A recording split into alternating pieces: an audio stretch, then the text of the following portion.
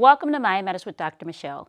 Do you have a hard time setting boundaries in relationships? Relationship coach Robin Breckenridge is here to help you. Stay tuned for the conversation. We're going to take a quick break, share your thoughts on Facebook and Instagram at Mind Matters with Dr. Michelle.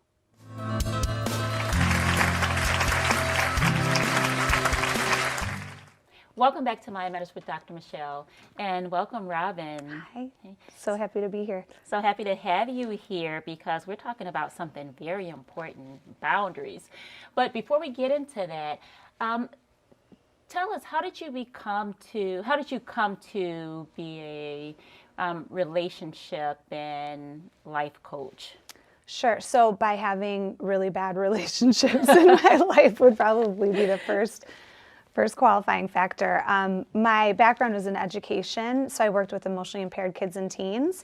So behavior was always very interesting to me.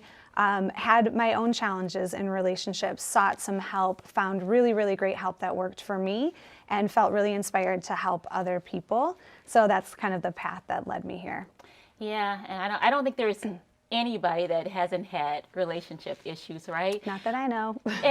And so that brings me to the next point. Relationship issues are ongoing, right? Is there ever a time where there are no relationship issues? I think it's layered. I think we're always learning and growing. So I think if you're in a relationship that's not growing, it's probably not healthy. So I think we're always called to, learn and grow. Mm-hmm. So the challenges are a really great place for us to do that. So people who come to you, what are they usually seeking?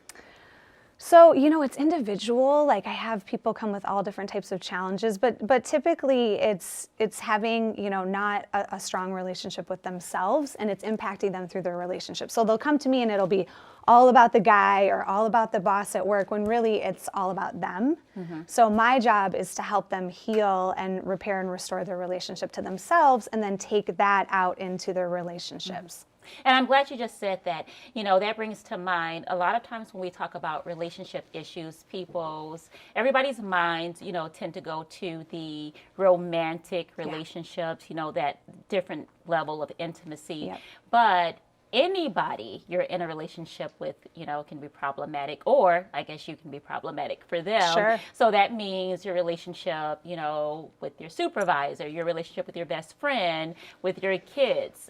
This means with anybody, and you help everybody. Yeah, no matter what the issue. Absolutely, and I strongly believe that everything is a relationship. So we have relationships to people, we have relationships to alcohol, to our body, to sex, to our children. Every single thing is a relationship that we're showing up to. Mm-hmm. So in every single relationship that we have, we need to set boundaries. Absolutely. And that's the ongoing work too. I always tell my clients, we don't get to the finish line of I'm healthy, I have amazing boundaries. It's layered work. We'll always be called to it, to practice it and strengthen it.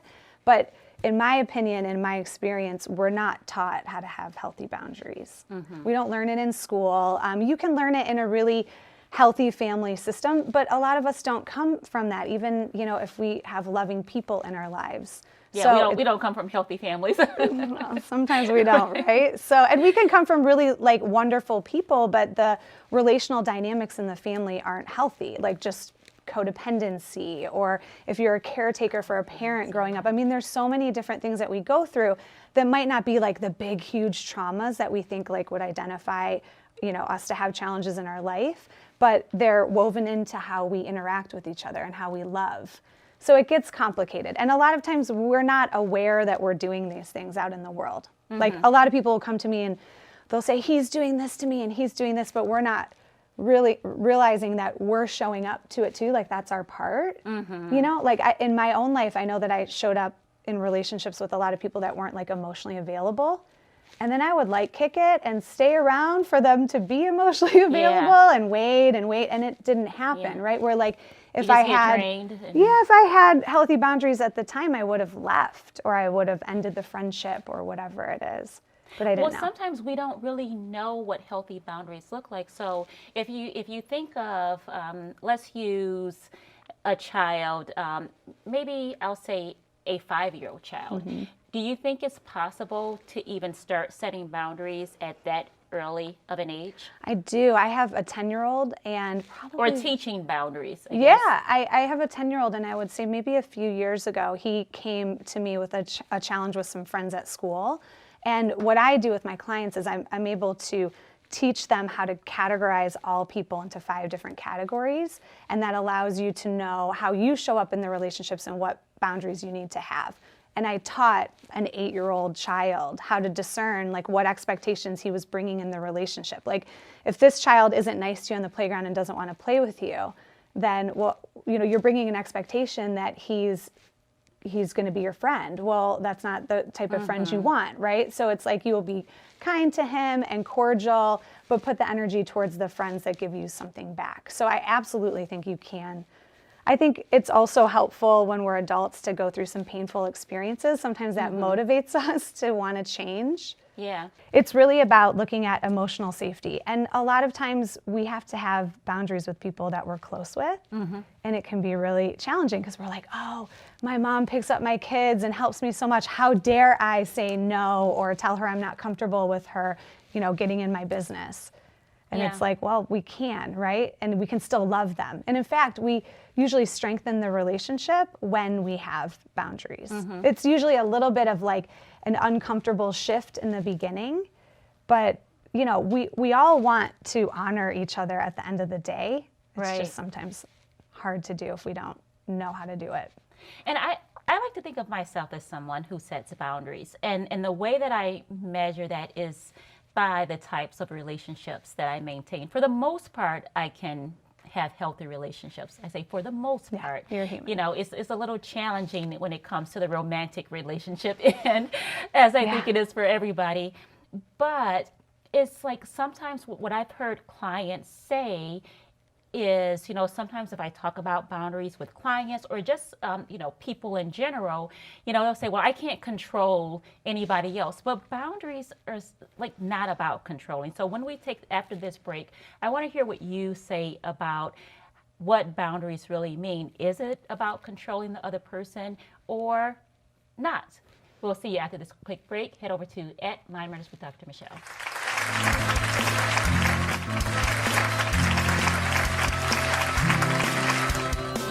Welcome back to Mind Matters with Dr. Michelle. So, Robin, before break, we're talking about this deep subject of boundaries. And oftentimes people think setting boundaries, is really about, controlling someone else. And so you'll get a response like, well, I can't help what they do. But I always say it's less about that and more about you. Yeah, we can't change or control anybody else. I always tell people, like, if we could do that and I could teach someone how to do that, I'd be like in a yacht in Ibiza, having the session from there, right? But the truth is, it's not an invitation for someone to be different than they are when we're having a boundary. Again, it's about emotional safety. So you can give an invitation to change behavior, but I can't say, hey, can you stop being judgmental? If that person is judgmental, or hey, can you stop being emotionally unavailable? Yeah. The information is that person's emotionally unavailable, and how do you want to show up in that relationship now? Well, what about, and so let's use an intimate relationship as an example, a romantic relationship, whether it's marriage or a long-term relationship, where people sort of feel this obligation almost to accommodate people. And sometimes within that obligation, the boundaries kind of go out the window, because if I feel the need to be so available to you, then I may not really be able to take care of me in the way that I really need to. So how do you address that in that relationship? I think there's a saying, a dishonest yes is a no to self.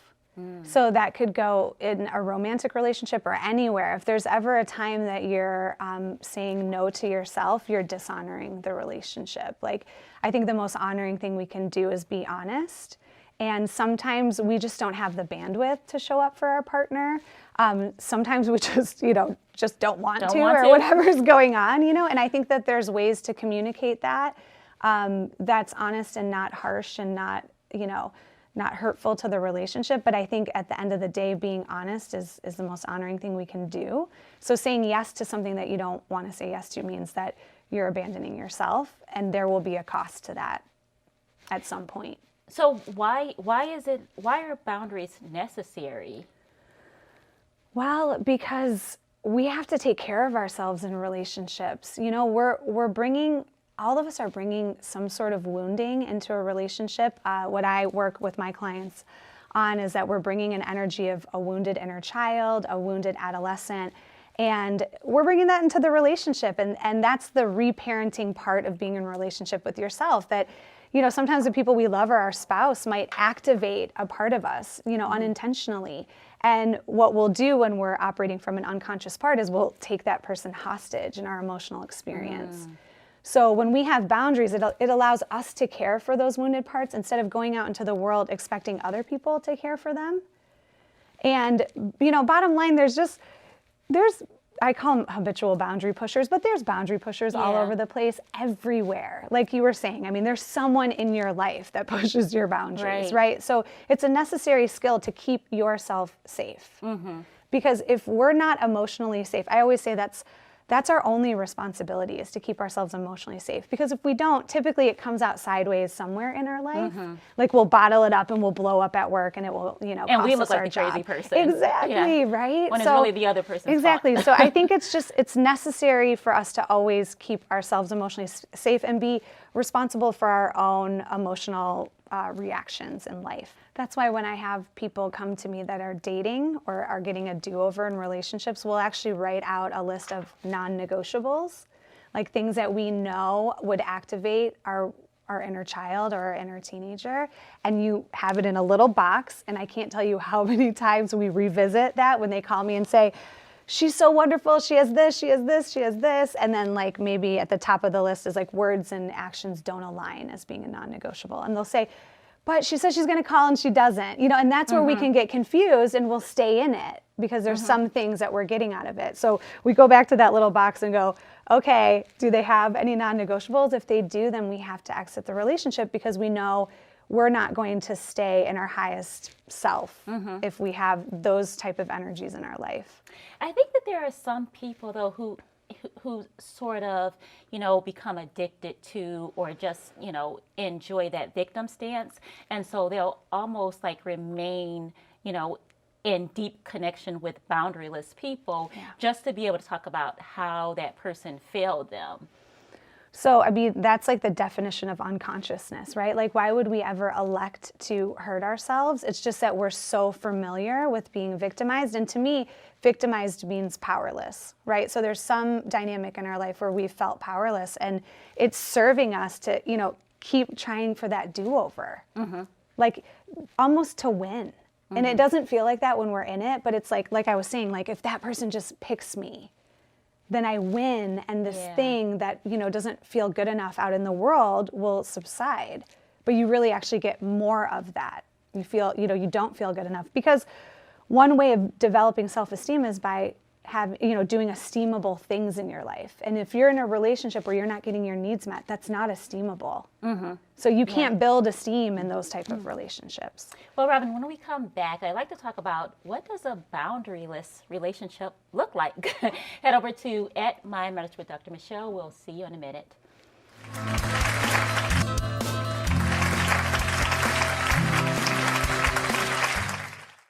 Welcome back to My Marriage with Dr. Michelle. If you're just tuning in, at the table, I have Robin Breckenridge, relationship and life coach, or is it life and relationship coach? At the table, and she's teaching us how to set healthy boundaries. We can all use a Robin in our lives, right? So, Robin, when you being in this business, people always say to me, I know being a psychologist, people are always like, they think that I'm, analyzing them in some fashion, and sometimes I'm just like, in deep thought, not paying attention to anything at all.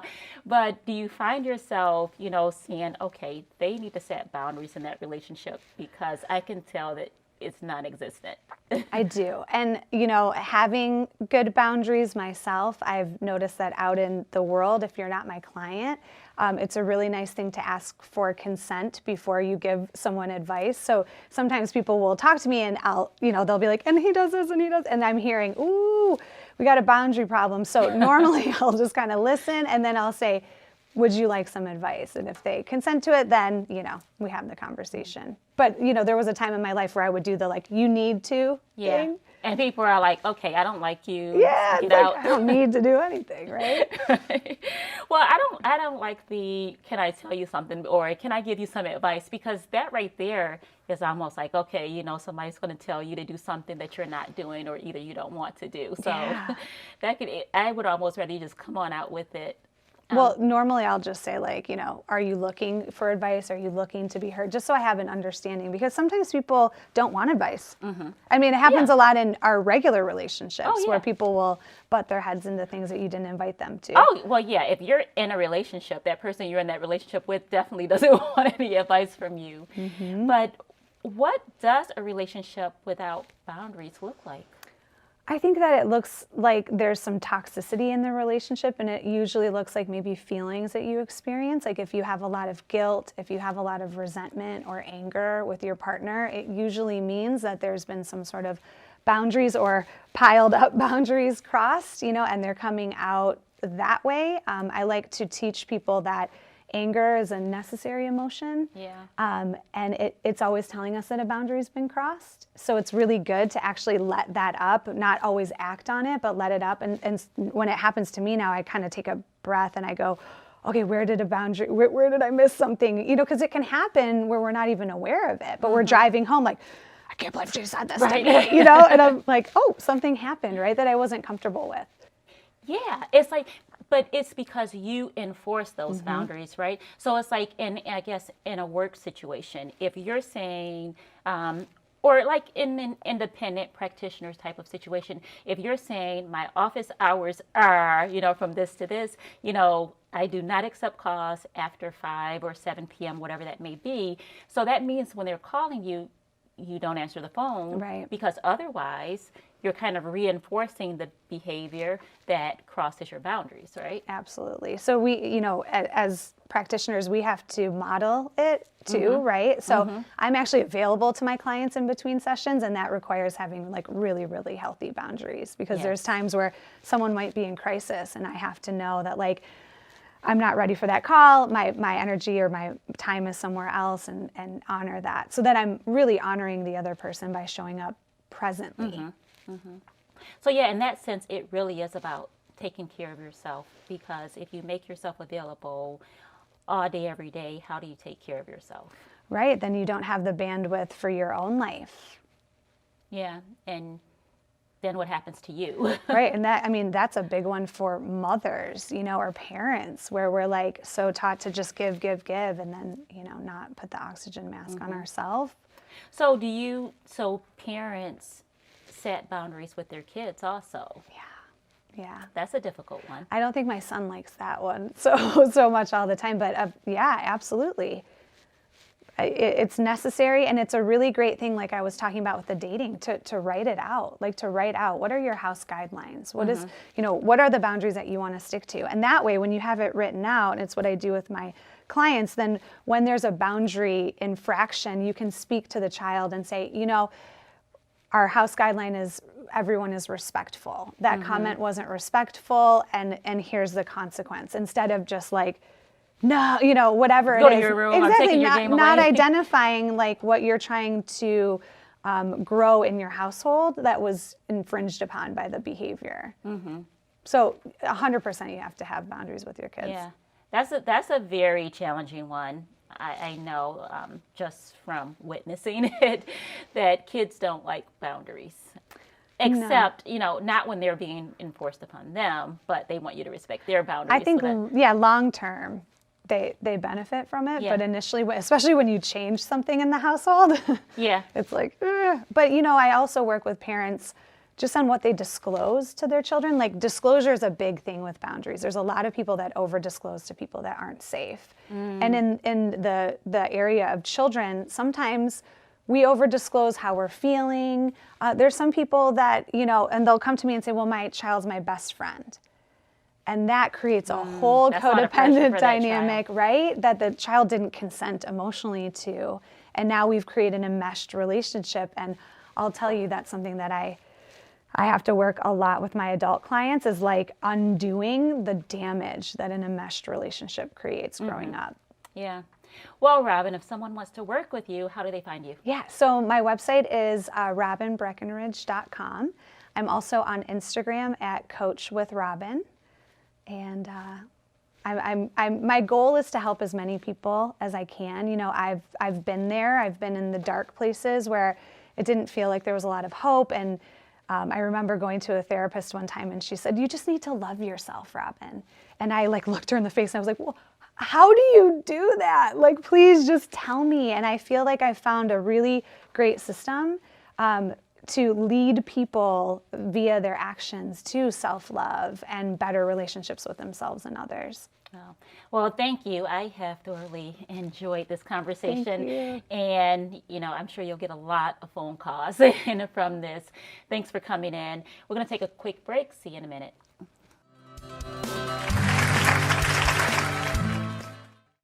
Thank you for tuning in today. Remember, if committing to you requires neglecting me, then I can't commit to you. Head over to @Mind with Dr. Michelle. Share your thoughts about today's episode and more. Improve your mental health, improve your life. See you next week.